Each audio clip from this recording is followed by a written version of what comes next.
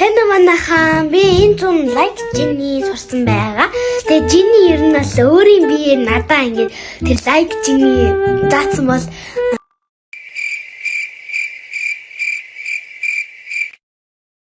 ер нь амар гоё мэдрэмж төрөнтэй ингээд ер нь Blackpink-тэй ингээд уулзаж ер нь гоё те. Тэгээд хэрвээ ингээд заагаал ингээд тэгсэн байсан бол би баг Blackpink-ийн баг 5 дахь гишүүн болчих байсан байх гэж би ер нь бол боддог.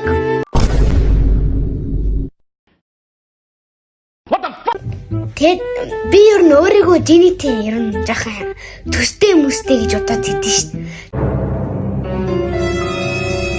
Тэгэд Жинни бит хоёр уруул жаахан төстэй байна уу? Үс мэс жаахан төстэй байна уу үгүй юу?